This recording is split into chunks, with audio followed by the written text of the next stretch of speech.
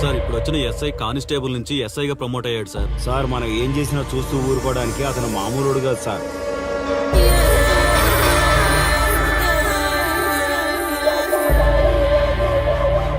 అతను మనకు అలవాటు అయ్యేంత వరకు మనం కొంచెం కంట్రోల్లో ఉందాం సార్.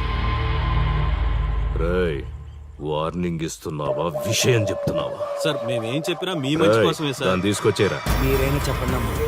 పెళ్ళాంచేస్తే బాధపడ్డానికి, పోలీసోడంటే భయపడ్డానికి నా కొడుకు కామన్ మ్యాన్ కాదు, కాశీ చెప్పాడికి.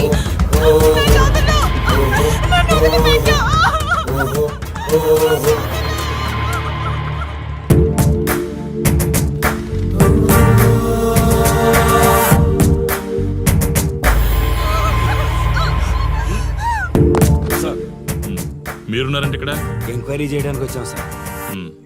కాశీ అంటే ఎవడెక్కడ? నా కొడుకు ఊళ్ళో లేడు, వస్తే కౌరెడతా, అప్పుడు రా. కనిపిస్తే అరెస్ట్ చేసి నీకు కబురెడతా, అప్పుడు నువ్వే రావాలి. నీ పెంపకం కరెక్ట్ కాదు. పదండి.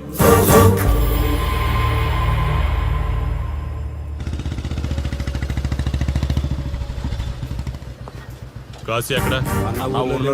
వస్తే స్టేషన్కి రమ్మని చెప్పు.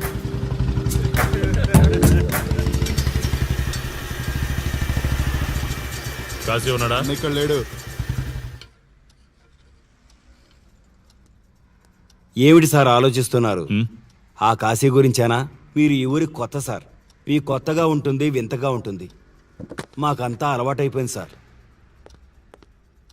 సార్, ఇతనిపై 120 కేసులు పైగా ఉన్నాయి సార్. అవి ఈ కాగితాలకే పరిమితమైనాయి సార్.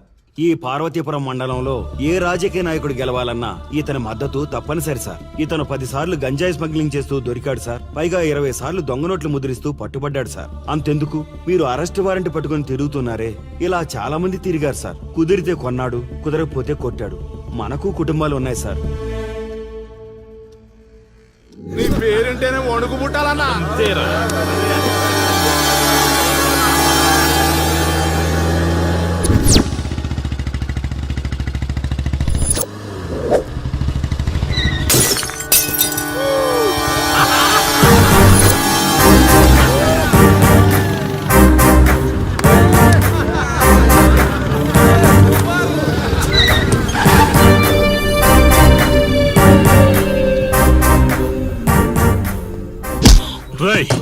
ఒళ్ళు బలిసిందా? రోడ్డు మీద తాగుతున్నావు?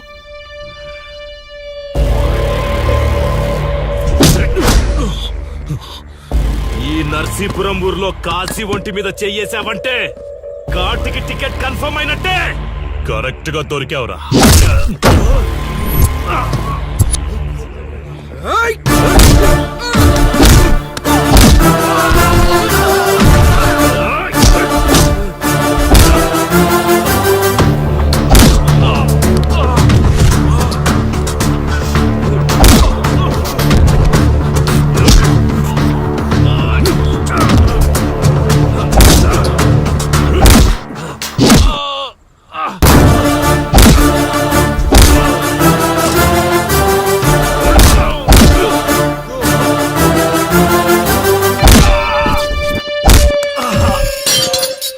సార్, మీరు చాలా రిస్క్ చేస్తున్నారు సార్. నేను డ్యూటీ చేస్తున్నాను. 3 రోజులు గవర్నమెంట్ హాలిడేస్. నేను వైజాగ్ వెళ్తున్నాను. కాశీ అంటే భయపడే వాళ్ళని ఇంటికెళ్ళి భజన చేసుకోమని చెప్పండి. తిరిగి వచ్చాక వాడిని కోర్టులో ప్రొడ్యూస్ చేస్తాను. వాడిని వదిలే ప్రసక్తే లేదు. నమస్తే సార్. ఎక్కడ మీ ఎస్ఐ? వద్దా? ఎందుకు వద్దన్నావు కాశీ? చెత్త నా కొడక, ఊర్లో కాశీని విధవం చేసి వదిలేద్దామనుకుంటున్నావా? కాశీ పేరు వింటేనే ఊళ్ళో ఉచ్చ పోసుకునేవాళ్ళు, కానీ ఇప్పుడు కాశీ ఫోటో కనిపిస్తే ఉచ్చ పోసేలా చేశాడు. ప్రాబ్లం నాది, పోయిన పరువు నాది. నేను చూసుకుంటాను. పో.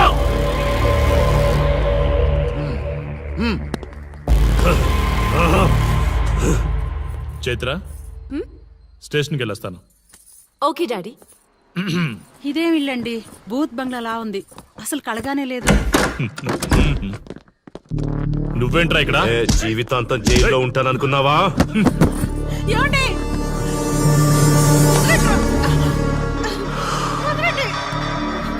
నీ ఇంట్లో అసలు అందమే లేదురా. రాయ్ ఏంట్రా వాగుతున్నావు? డాడీ ఏమండి? చైత్ర హే, నా డాడీని వదలండి వదలండి వదలండి. ఒక్క నిమిషం ముందు అబద్ధం చెప్పాన్రా. అందమంతా నీ ఇంట్లోనే ఉంది. రాయ్, ఎవరికెంత కసుందో తీర్చుకొని వచ్చేయండి.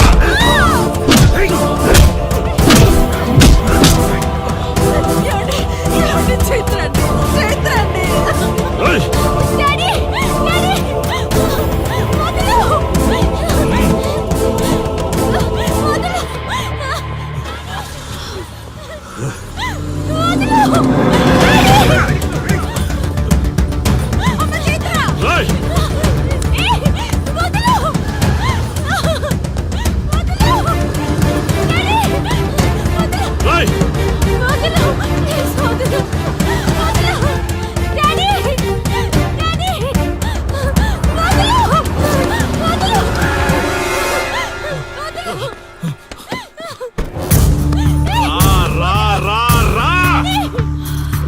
డ్యూటీ నువ్వు చేసుకో, తప్పు లేదు.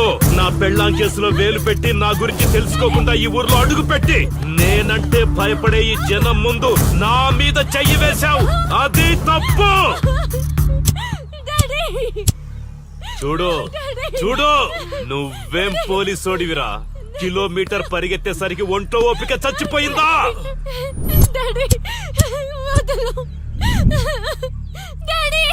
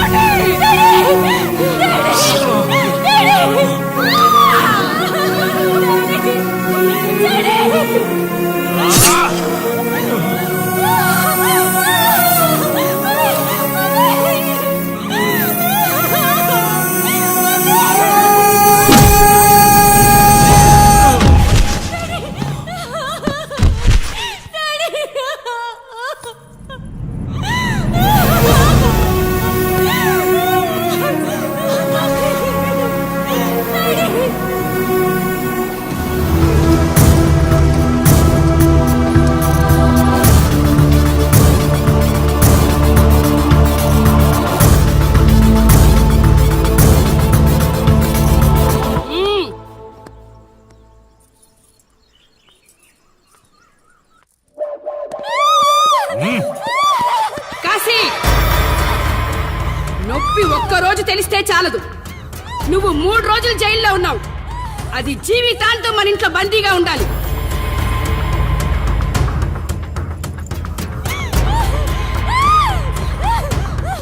కట్రా తాళి.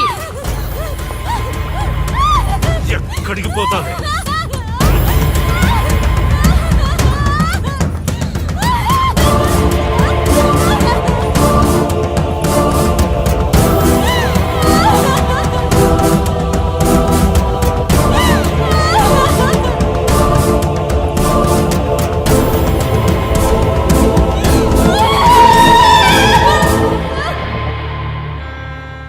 ఆ దుర్మార్గుడి నుండి తప్పించుకుని నా దగ్గరకు వచ్చింది.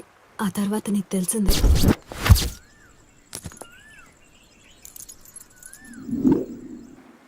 ఇంతకీ ఏ ఊరన్నావు? అదేదో పార్వతీపురం దగ్గర నరసీపురం అటబా, అంతేనా? ఒరే శర్మ గారు, ప్రయాణానికి సిద్ధం చేయరా.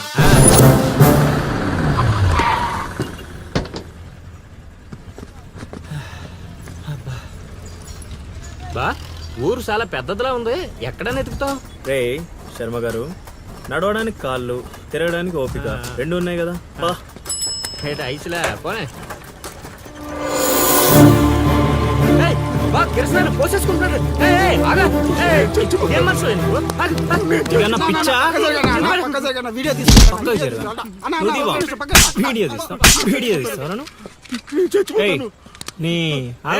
మాట్లాడుతున్నాడు కదా, ఆగలేవా? అసలు నీ ప్రాబ్లం ఏంటి? చెప్తే ఆరుస్తారా తీరుస్తారా? నా సావు నన్ను సావనివ్వండి. అయ్యా, చచ్చేదో చెప్పిసావు, మాకు క్లారిటీ ఏడ్చింది. ఏరా, నువ్వు పత్తి రైతువా? కాదు, వరి రైతుని. వరికి పురుగు పట్టిందా? కాదు, పంట కూడా బానే పండింది, డబ్బు కూడా చేతికొచ్చింది. పంట పండితే పండగ చేసుకోవాలి, ఈ సావులేంట్రా? బావా, నువ్వేం డీల్ చేయి, నేను వెళ్ళి చైత్ర గురించి తెలుసుకొని వస్తాను. ఇప్పుడు చెప్పు అంకుల్, ఏంటి నీ ప్రాబ్లం?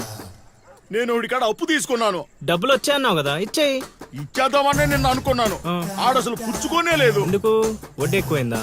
వడ్డీ మాట పక్కన ఉంచే. ఆడ అసలే వద్దన్నాడు. మంచిదేగా, డబ్బులు మిగిలాయి. ఆ, ఏటి మిగిలేది? సిక్కంతా ఇక్కడే ఉంది.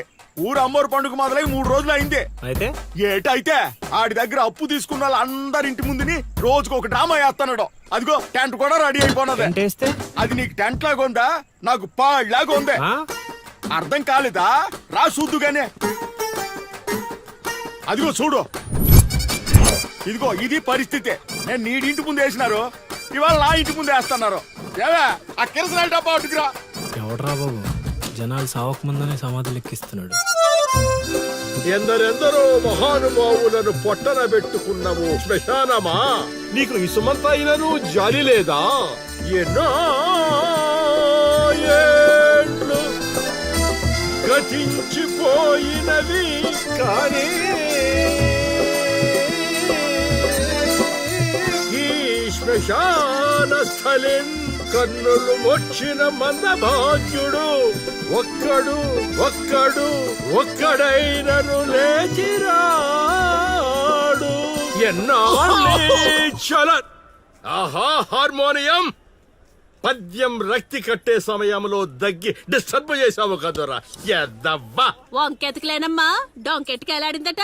పద్యం మర్చిపోయినని ఒప్పుకోవచ్చు కదా.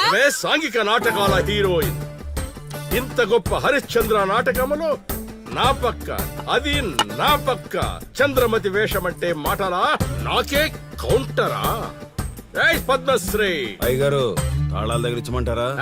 టైం కాదురా, నే చెప్తాగా. ముందా మంచినీళ్లు గొంతు శృతి చేసుకోవాలి. గురుగారు, యాదవ సేతురం కాకపోతే రిహార్సల్స్ కూడా ఈ గెటప్లు ఏంటండి? ఒరే హార్మోనిస్టు, వేషం పడకపోతే పద్యానికి గొంతు పెగలదురా. మొదలెట్టండి.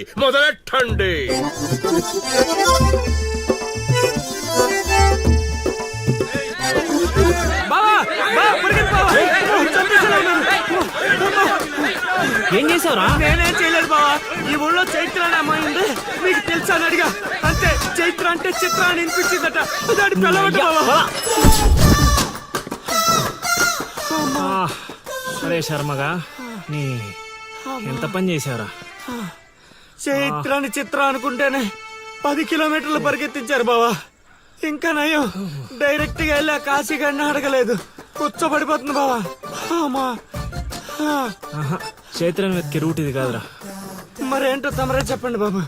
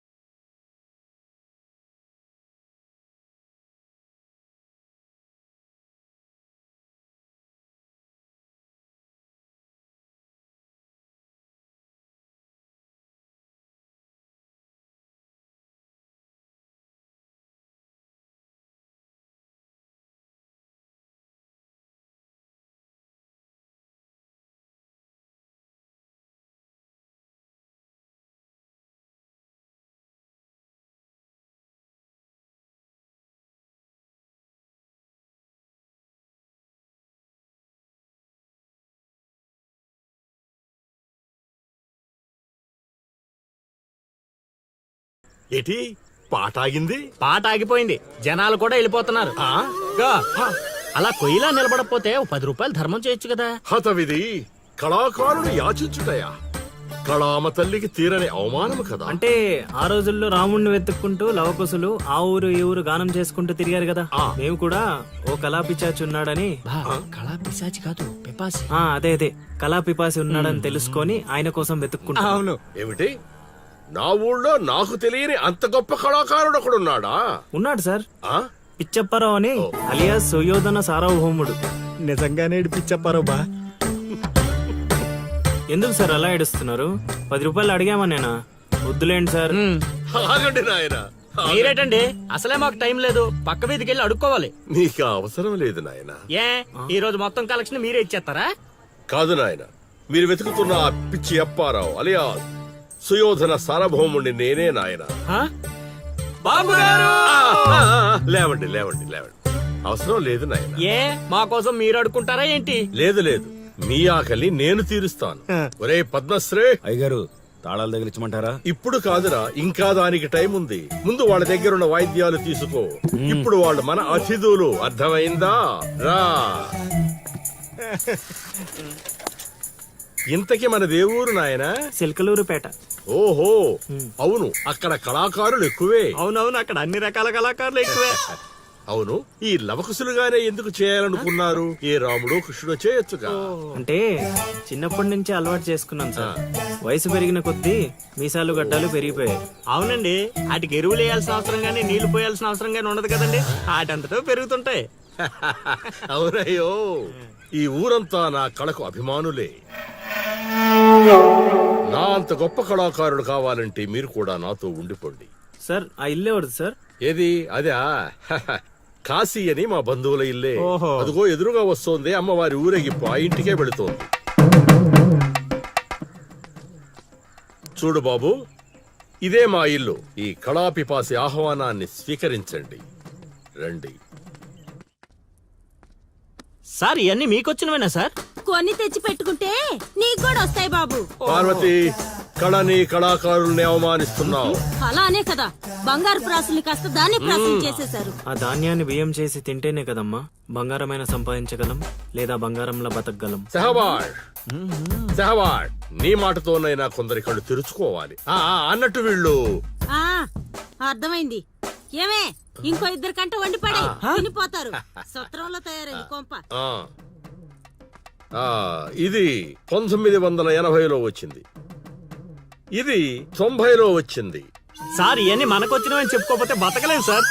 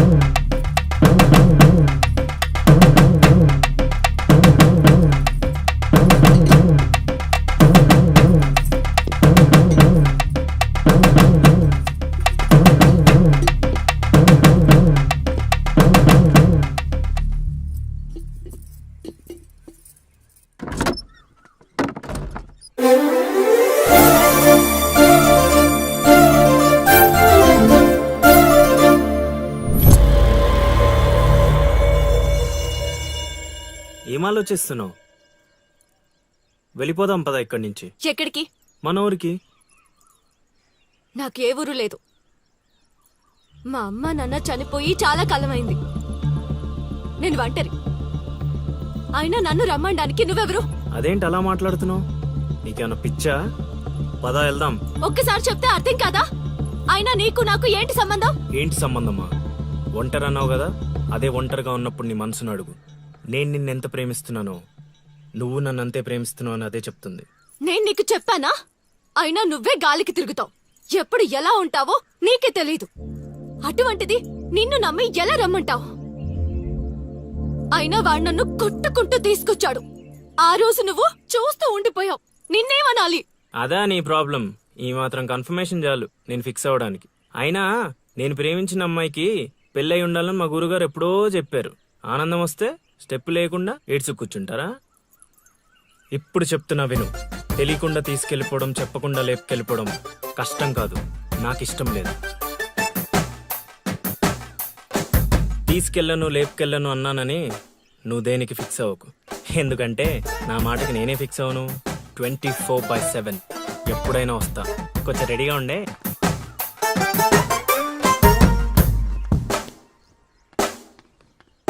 రే కాశీ, ఇంట్లో దేవుడున్నాడు. ఈ 10 రోజులు పద్ధతిగా ఉండమని చెప్పా నీకు.